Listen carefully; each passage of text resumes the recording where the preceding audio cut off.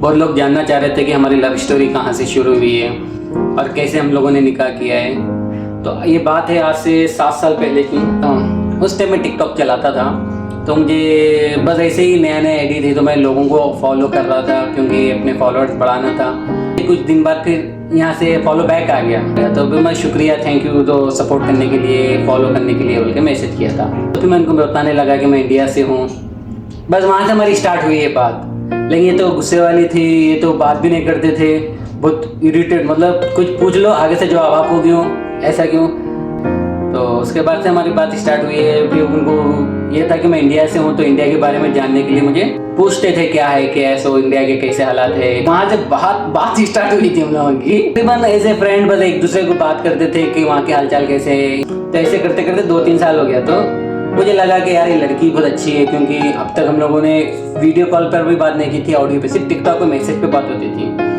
तो जब हाँ, ना नंबर शेयर हुआ था ना कुछ, बस टिकटॉक पे 2-3 साल हम लोग की बात चालू थी। तो आखिर में मैंने खुद आगे से पूछ लिया था कि ये नंबर चाहिए आपका। हुए 3 महीने बाद नंबर आया, उसके बाद नंबर पे भी चैटिंग, व्हाट्सएप से बात होती थी। तो ऐसे ही स्टोरी थी हम लोगों की। जैसे लड़की मुझे पसंद थी, तो मैं चाहता था कि मैं यहाँ निकाह करूँ और कहीं नहीं। तो बस वहाँ से मैंने उनको प्रपोज कर दिया, उनका भी जवाब नहीं आया था। तो फिर एक दिन कोरोना का टाइम था, तो कोरोना के टाइम पर ये बीमार हो गए थे। तो वो बीमारी के चक्कर में ये मुझे एक्सेप्ट करके बता दिए कि अपने दिल की हालत के फलाना मैं भी आपको पसंद करती हूँ। ये ठीक हो गए। इसके बाद हम लोगों के बातचीत चलते गए ऐसे करते करते 7 साल हो गए हम लोगों को। फिर उसके बाद मेन बात ये है, घर वालों को मनाया गया। मुझे यही था, मेरे घर वाले नहीं माने क्योंकि मैं सबकी बहुत लाडली हूँ, घर पे छोटी भी हूँ। तो मेरी शादी के लिए सब लोग बहुत ज़्यादा वो थे कि भाई ऐसे घर में शादी करना कि भाई पास हो, इसको इतनी मतलब बहुत लाडली हूँ, ये हूँ वो हूँ। तो मेरी शादी के लिए सब लोग बहुत ज़्यादा फिक्रमंद भी होते थे। अभी टाइम तो नहीं था, खैर बहुत ज़्यादा मतलब सोचते थे कि दूर नहीं करनी। जिस तरह मेरे पहले भी मतलब दूसरी बहनों की शादी थोड़ी दूर हुई है, तो मेरे घर वालों के दिमाग में ये था कि इनकी शादी दूर नहीं करनी है, अपने पास ही करनी है, क्योंकि बहुत लाडली है, इनको कुछ भी छोटी सी तकलीफ हो तो घर वाले पहुँचे। तो वहाँ पे अगर जब मैं इंडिया का सोचती थी तो घर वाले किस तरह मानेंगे, क्या करेंगे, ये सोच के खामोश हो जाते थे। ये इसी टाइम पे हमारे 7 साल गुजर गए। ये डरते थे, चाहते थे ये यहीं करना इंडिया में, पर उनको भी ये था कि भाई घर वाले नहीं मानेंगे। चाहे जितने भी हम लोग कमेंट्स वीडियो देख रहे हैं, ज़्यादातर कपल से मुझे पता है यही आप लोगों की भी कंडीशन है कि घर वाले नहीं मानेंगे। घर वालों को कैसे बताओ? मेन मेरा आप लोगों को सजेशन यही है, घर वालों को बताओ। यहीं से आप लोगों का सब चीज़ आसानी से होगा। बिना घर वालों को बताए बिना ये नहीं कर सकते और आप लोग। फिर उसके बाद एक दिन मुझे कॉल आया है, कॉल पर आके बस मैं घर वालों को बताना चाह रही हूँ अपने रिलेशन के बारे में। तो मैं तो बस हक पे था, मैं तो कोई क्या बोलते फ्रॉड वाला बंदा नहीं था, मुझे भी पसंद थी। मैंने कहा था कि ठीक है घर पे बता दो। तो ये उस दिन घर वालों को लेके गए बताने के लिए, अपने मम्मा पापा को बाहर लेके गई, उन दोनों को बोला, मैंने कहा ऐसे बात है, क्योंकि हमारी फैमिली में मतलब कोई इस तरह से लव मैरिज है, इस पे कोई ऑब्जेक्शन वगैरह नहीं है। बस ये है कि आपको अगर पसंद है आप घर पे बताओ, घर पे रिश्ता लेके आए, शादी वगैरह की बात हो, कोई मसला नहीं। मतलब इस तरह से ना मेरे बहन भाइयों को रोक टोक की ना मुझे थी।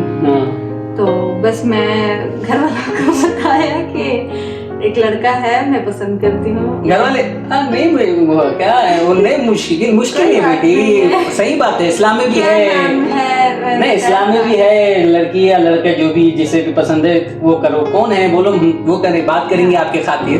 तो जब पूछा क्या काम करते हैं, कौन है, कहाँ से हैं, मतलब इधर से लाहौर से हैं, कहाँ से हैं तो मैंने जब इंडिया बोला तो थोड़ा वो लोग खामोश हो गए। और फिर उन्होंने सबसे पहले ये पूछा मुस्लिम है ना?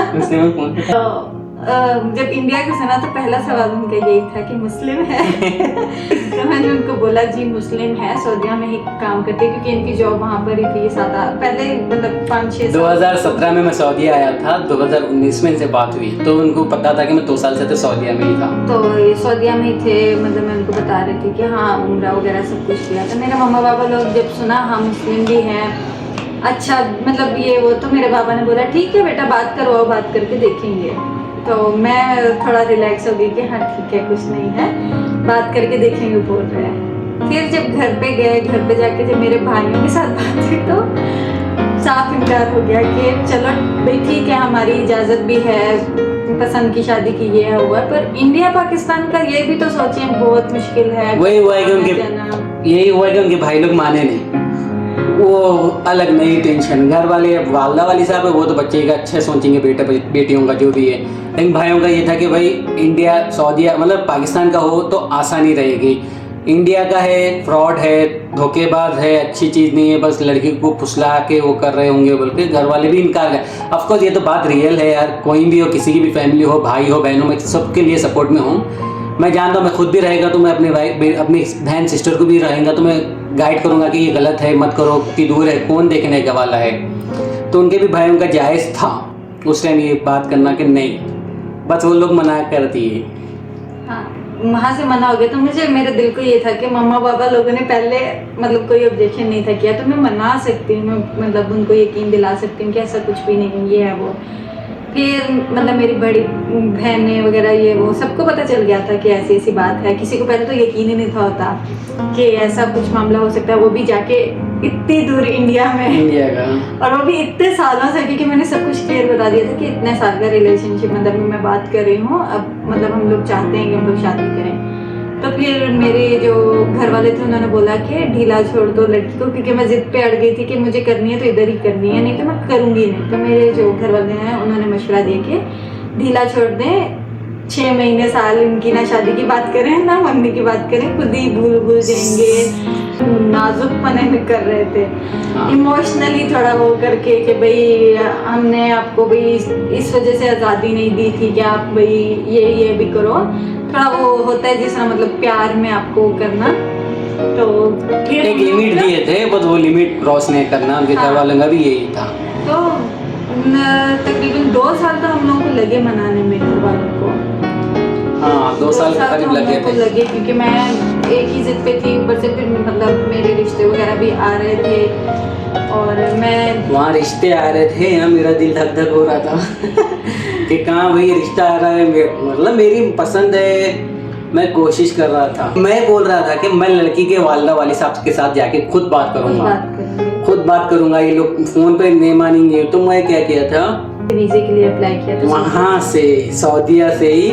मुझे अच्छे से याद है, सऊदीया से मैं अपने बेगम को बोला था कि आप इनसे मतलब रो मत, जो भी है मैं आगे खुद आपके वाली साहब वालिदा भाई बहनों से बात करूँगा, भाई बहनों से बात करूँगा। पूरी तैयारी में थे आने की, और मेरे घर वालों को कुछ भी नहीं था पता कि वो लड़का आ रहा है या कुछ भी नहीं पता। ये बोल रहे थे मैं सीधा आके सामने बैठ के बात करूँगा, तो नहीं मना कर सकते। मुझे पता भी था कि मैं जाऊंगा तो या पीटूंगा या तो पार हो जाऊंगा, मैं ऐसा कुछ भी नहीं करते थे। मैं तो जानता नहीं था आपके घर वालों को, आपको तो जानता था, आपके घर वाले भाई कोई भी कुछ भी कर सकते थे, तो वो हिसाब से क्या मुझे कोई आइडिया नहीं था। बस ये था कि दिल में चाहे कुछ भी हो जाए, चाहे गोली खाना क्यों ना पड़ जाए, वहाँ जाके वहीं खाऊंगा। ये इन्विटेशन लेटर चाहिए क्योंकि लड़की के घर वाले तो नहीं दे सकते थे और ना प्रोसेस पता था इन्विटेशन लेटर। मैंने क्या किया, वो लॉयर से बात करके उनको कहा कि मुझे इन्विटेशन लेटर चाहिए, मैं आना चाह रहा हूँ, मैं उनके घर वालों से बात करना चाह रहा हूँ। तो वो लॉयर का नंबर मेरे पास आ गया था इनके ज़रिए से, तो मैंने वो लॉयर से बात की है। तो वो लॉयर ने मुझे इन्विटेशन लेटर के 30-35 हज़ार पाकिस्तानी पैसे मांगे थे, तो वो बना के लॉयर ने मुझे दे दिए है पेपर्स। मैं निकला हूँ अपने जगह से, सऊदीया से, अपनी जहाँ काम वाली जगह है वहाँ से मैं निकला हूँ दूसरे सिटी। तो जब दूसरे सिटी निकलना था तो काफ़ी लॉन्ग टाइम था, बहुत दूर था मेरे पास से पाकिस्तानी एम्बेसी। तो मैंने ठान लिया कि जाऊँगा मैं। तो फिर मैं रातों रात निकला इधर से, बैग वैग लेके। यहाँ से गाड़ी नहीं मिलती थी, मेरी जो जगह पे मैं था उस टाइम, तो वहाँ से गाड़ी नहीं मिलती थी। तो मैंने जो गाड़ी सामान लोड करके लेके जाते, ट्रक जिसे ट्रक कहते हैं, तो वो ट्रक वालों से बात करके उनके साथ पीछे बैठकर निकल गया था। तो बीच में चेकिंग हो रही थी, सब हो रहे थे, फिर भी मैं रिस्क लेके निकल गया। पूरी रात में सफ़र करके एम्बेसी पहुंचा हूँ। एम्बेसी जब पहुंचा हूँ, जब डॉक्यूमेंट्स पूरे पेपर्स मेरे रेडी रख के मैं अप्लाई के लिए गया, सीधा सीधा एम्बेसी से कहा गया है कि आपको वीज़ा नहीं मिल सकता। वहाँ मेरा दिल चक, जो आस थी मेरी वो टूट गई है, क्योंकि मैं पूरे डॉक्यूमेंट्स बना के सब रेडी लेके गया था।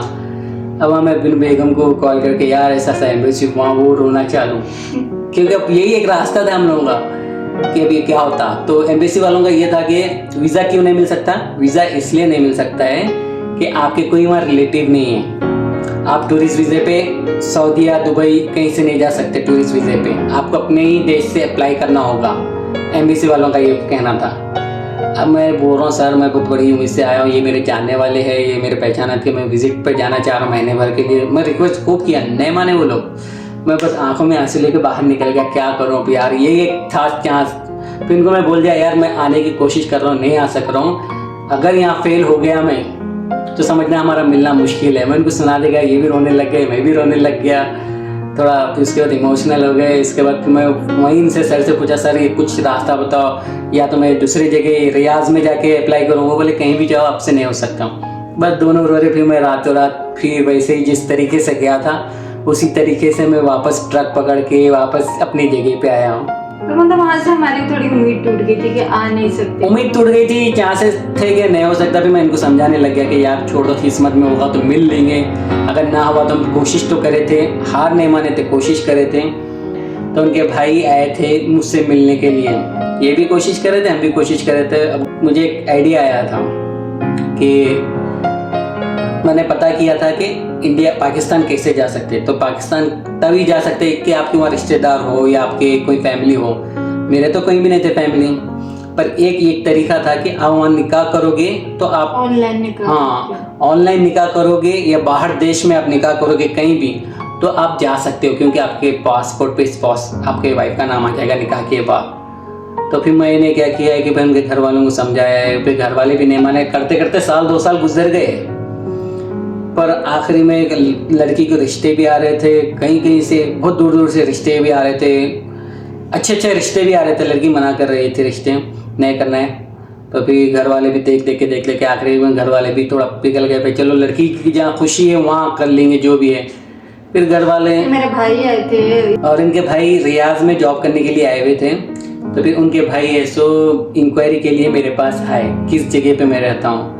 फिर इनके भाई आके मुझसे मिले, मुझसे बात करें। फिर हम लोग ऐसो जहाँ मैं जॉब करता हूँ उधर लोगों से वो मिले। फिर उसके बाद उनके भाई ऐसो यहाँ इंक्वायरी करे, मेरे दोस्त लोग या अड़ोस पड़ोस में जहाँ जॉब करता हूँ मैं उधर मालूमात करे कि मैं कैसा शख्स हूँ।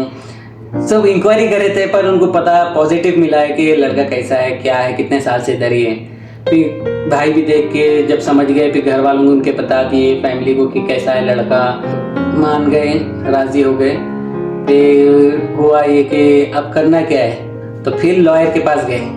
हमें पेपर्स बनाना है, निकाह करवाना है, मैरिज सर्टिफिकेट चाहिए। तो वो बोलेगा हाँ ठीक है, ये है, वो उतना खर्चा आ जाएगा, 70-80 हज़ार कुछ वो मांग रहे थे। दे भी दिए उनको। वो लॉयर क्या किए, निकाह कराए, काजी साहब आए, ऑनलाइन निकाह हुआ, निकाहनामा निकाले। वो निकाहनामा मेरे पास आया। खाली वो जो उर्दू का निकाहनामा होता है, कोई इसके ऊपर नादरा के स्टैम्प नहीं, कोई कुछ नहीं, वो करवा के हम लोगों ने हालांकि पैसे इसी वजह से दिए थे कि भाई वो वहाँ से यूनियन काउंसिल से अटैच वगैरह सब कुछ। मतलब हमें इतना आइडिया नहीं था कि क्या है, हम समझ रहे वो उनकी फीस है। वो बोल रहे कि अंदर आगे भी फीस देना रहता है, ये हमको आइडिया नहीं था। अब वो बोल रहे थे इतनी फीस होती है, हमारे चार्जेस इतने हैं। तो हमने ठीक है ओके बोल के कर दिए। 70,000 वो पाकिस्तानी 70,000 रुपये लेके निकाहनामा में मौलवी साहब को बुला के निकाह करवाए। निकाहनामा आया दिया, जब निकाहनामा भेजे हमने भी सिग्नेचर करके वापस पोस्ट कर दिया था। तो उसके बाद है सो निकाहनामा वो लेके अपने पास ही रखे 1 महीना कुछ मेरे ख्याल से। हम लोगों ने फिर उनको बोला है कि भाई अपने इंग्लिश निकाहनामा बना के दो, इंग्लिश निकाहनामा। वो आजकल टालते आखिरी में हाथ पे लेके आके नहीं ये आप लोगों का काम है, आप लोग जाके खुद वो कर ले, वो वहीं छोड़ दिए। अब इनके घर वाले भी डर रहे थे। ये तो हो गया था कि निकाह तो हो गया था। फिर क्या है, मौलवी साहब जब हरामी मौलवी साहब मिल गए थे, उसके बाद काम नहीं हो रहा था, तो मैं उनको बोल दिया था कि अब लड़की को आप भेज दे सऊदीया, जो डॉक्यूमेंट्स बनाना है मैं सऊदीया में बनाऊंगा, सऊदीया में ही निकाहनामा करा के रजिस्टर इधर ही मैं सब करवा लूँगा।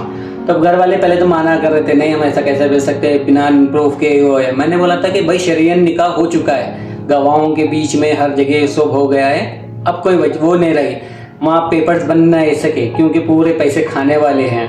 तो मैंने बोला है कि आप यहाँ लाए, मैं इधर यहाँ की पाकिस्तानी एम्बेसी से मैं काम करवाऊंगा। पहले नहीं मान रहे थे, फिर उसके बाद टाइम देख के वो हालात के नजरिए देखते हुए निकाह तो हो गया था, वो भी कर क्या 6 सकते महीने थे। गुजर गए थे निकाह को भी, तो मतलब ये था कि भाई अब रुक सकती भाई, किसी तरीके से भी जाना है। तो घर वालों ने भी ओके ठीक है आप भेजो, क्या वीज़ा है किस तरह है। मेरा फ्रेंड था सऊदी, तो उससे बात करके मैं वीज़ा लेके उनको वीज़े पे बुलाया हूँ सऊदीया। वीज़े पे जब बुलाया था तो फिर आने से कुछ टाइम पहले एक मौलवी साहब थे जो नेक माशाल्लाह अल्हम्दुलिल्लाह अच्छे थे। वो मौलवी साहब का मतलब वो हमारे उधर सिटी के ही थे, सब थे जो निकाह करवाते हैं, सब कुछ था। तो मेरे घर वालों ने फिर उनसे बात की कि भाई ऐसे बात है, हम लोग चाहते हैं कि भाई प्रूफ रहे, निकाह तो हो चुका है, शरन निकाह तो वो तो हो चुका है, पर एक पेपर प्रूफ रहे कि भाई वहाँ पर जाके कल को कोई प्रॉब्लम ना हो। तो घर वालों ने बात की, तो इन्होंने बोला कि भाई आप करवा लें निकाह, आप लोग अगर करवाना चाहते हैं, मेरा तो वीज़े वगैरह का सब काम हो गया, मैं ऐसे ही बुला रहा हूँ, कोई मसला नहीं है। और हमारा फिर निकाह होने के बाद जब निकाहनामा आ गया है, बिना डॉक्यूमेंट्स बनाए मैंने उनको पहले ही बुला लिया था। मतलब पासपोर्ट पे आईडी कार्ड पे नाम ऐड नहीं हुआ था। पाकिस्तान एम्बेसी जाके, हाँ पूरे चेंज करवाए पाकिस्तानी एम्बेसी में जाके, अपने प्रूफ देकर, सब लीगल था, कोई इलीगल काम नहीं था, सब लीगल तरीके से करवाया। हमें कोई परेशानी नहीं हुई है, ना हमें किसी को पैसा खिलाने की जरूरत है। तो ये काम आप लोग भी आराम से कर सकते हो, चाहे इंडिया हो या पाकिस्तान हो। दोनों मुल्कों में मैं अभी भी बता रहा हूँ, दोनों मुल्क वालों में किसी में भी ये नहीं है कि नहीं कर सकते, कर सकते आराम से। उसके बाद मैंने इनके पेपर्स बनाए हैं, सब डॉक्यूमेंट्स करके फिर उनको मैंने भेज दिया है। भेजने के बाद अपने वीज़े पे, अपने फैमिली वीज़े पे उनको बुला के सऊदीया में हूँ मैं इस टाइम। और यहाँ आने से पहले भी निकाहनामा जो मूफा से अटेस्ट होता है, मूफा वालों ने भी हम लोग को चक्कर देने की कोशिश की थी काफ़ी। मूफा वाले के पास जाना पड़ा, मतलब ताशीर में जो निकाहनामा लगता है उसको मूफा से पहले अटेस्ट करवाना होता है। तो मैं निकाहनामा लेके जब मूफा गई तो उन्होंने जब इंडिया का देखा तो नहीं होगा। तो मैंने पूछा कि क्यों नहीं होगा, क्या वजह है? तो इंडिया का है ये। मैंने कहा आप बड़ो किसी से बात करें, ऐसा तो कहीं पे भी नहीं कि इंडिया का है। जब निकाहनामा यूनियन काउंसिल से ओके हुआ है तो यहाँ पर क्यों नहीं होगा? खाली आप लोगों ने इंक्वायरी करनी होती है कि जेन्युइन है कि फेक है। तो वो पीछे गए किसी बड़े उनके पास, तो जो हमारे पहले के वो थे पासपोर्ट थे, जिस तरह इनका पहले का पासपोर्ट था, जब चेंज हुआ तो पासपोर्ट नंबर चेंज हो जाता है। तो वो बोलेंगे इसके ऊपर पुराना पासपोर्ट है। तो मैंने इनको बोला भी कि जो न्यू वाला है उसके नीचे ओल्ड पासपोर्ट का नंबर वगैरह भी था, सब बताया उनको। तो नहीं होगा ये वो 2 बार उन्होंने रिजेक्ट किया। 2 बार रिजेक्ट किए, इसलिए मैं बोल रहा हूँ ये जितने भी नादरा ऑफिस और यूनियन काउंसिल, ये नादरा ऑफिस, ये पर छोटे लोगों से नहीं, जब रिजेक्ट कर रहे थे तो मैंने बोला, मैंने कहा जो अंदर बड़े बैठे हुए हैं सर, जो सर है उनसे बात करवाओ। हाँ तो आप लोगों को भी जो नहीं बोलेगा ना, वो लोगों की बात मत सुनो, डायरेक्ट मैनेजरों से बात करो, बड़े पोस्ट पे जो है। क्योंकि ये जो छोटे बैठे हुए हैं ना, ये लोगों को पता नहीं है, किसी चीज का पता नहीं है, खाली इंडिया को सुनते ही नहीं हो सकता है बोलते हैं। तो मैनेजर से बात कर रही थी। जब मैंने मैनेजर के पास मतलब बोला कि ऐसे, वो उनके पास जब पूरे पेपर्स वगैरह लेके गए, वापस आए तो हमारे निकाहनामे में उर्दू के नाम में हबीब की जगह हसीब आ गया था। सिर्फ ये एक मिस्टेक की वजह से। निकाहनामा सब ओके है, इंग्लिश में सब नाम ओके है, एड्रेस सब, पासपोर्ट नंबर सब ओके, खाली उर्दू में हसीब आ गया, सा आ गया, सिर्फ सा। हबीब में हा आने का वो सा लिख दिए समझो। तो वो मुफा वाले ने पकड़ा है कि नहीं ये नहीं हो सकते। उन्होंने बोला कि बाकी सब ओके है, हम स्टैंप वगैरह भी अभी लगा के दे देते थे, सर बोल रहे हैं, पर आपका ये जो इंग्लिश में उर्दू में जो आप लोगों का नाम है हबीब की जगह हसीब है। तो मैंने बोला, मैंने कहा अब इसका क्या हाल है? कहते हैं कि आप हमें सही करवा के दे दें मिस्टेक, हम आपको स्टैंप लगा के दे देंगे। मैं कहा ठीक है। फिर हम लोगों ने वो जब मिस्टेक जो थी हमारी कवर करके उनको दिया, हम लोगों को स्टैंप वगैरह लगा कर दे दी। अगर हम लोग वही छोटे लोगों की बातें सुन के वापस आ जाते थे, अरे नहीं हो रहा, ये हो रहा, वो हो रहा, फिर नहीं था होना। तो इसके लिए मैं बोल रहा हूँ, जहाँ भी जॉब नहीं होता है बोला तो बड़ों से बात करो, क्योंकि ये बड़े लोग हैं जिसे पता है ये सब की चीज़ों के बारे में। और हम अकेले नहीं हैं, हज़ारों लाखों लोगों की शादी हो चुकी है इंडिया पाकिस्तान में। तो ये जो छोटे लोग हैं, जो छोटे पोस्ट पे बैठे हुए जो इनकार कर देते ना, ये लोगों को खुद को भी नहीं पता है। ये लोग खुद ज़रा पहले इंक्वायरी करें या उनको थोड़ी नॉलेज मिले, तब समझे। क्योंकि लोगों को परेशान करने से कुछ नहीं होता, उनका एक ना लोगों की ज़िंदगी तबाह कर देते हैं। और हालात भी कुछ ऐसे थे उस टाइम, बहुत ज़्यादा हालात भी थे समझो, जो मैं अभी बता नहीं सकता हूँ, बस उन सबसे निकलते हुए आना पड़ा है। तो बहुत बड़ी स्टोरी थी जिससे मैं आपको शॉर्टकट में सुना दिया हूँ हम लोगों के बारे में, जो जानना चाहते थे। और हम लोगों को हो रहा था कि ऐसे कैसे फैमिली मान गई, मानी नहीं, मनाई फैमिली अच्छे तरीके से। 2 साल अच्छा टाइम होता है, 2 साल लगे हम लोग को मनाने में फैमिली को। 2 साल के बाद फैमिली को मनाए, उसके बाद जब हुआ है तो मैं आप लोगों को सबको ये कहना चाह रहा हूँ, पीछे मत हटना। तो बस हो जाएगा, जो भी अल्लाह ताला पे भरोसा रखो इंशाल्लाह। और लोग जो बोल रहे थे कि भाई मैं हिंदू हूँ, भाई मैं हिंदू नहीं हूँ, मैं मुस्लिम हूँ अल्हम्दुलिल्लाह।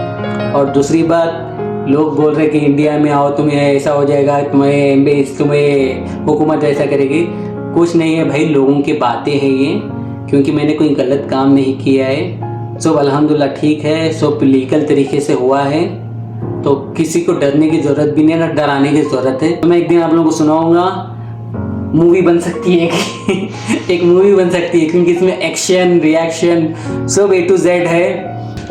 तो ये है कि हम लोग की स्टोरी ऐसे ही है, ये बस हम 10 मिनट की स्टोरी में आप लोगों को पूरा अपना सुना दिए। एक दिन इंशाल्लाह ऐसा भी आएगा, मैं आपको वर्ड टू वर्ड बताऊंगा स्टोरी क्या थी, मेरी ज़िंदगी के बारे में क्या था, उनकी ज़िंदगी के बारे में हालात किस तरीके से थे, हुआ क्या है। ऐसे भी और भी बहुत सारी बातें हैं जो हम पब्लिक में शेयर नहीं कर सकते हैं।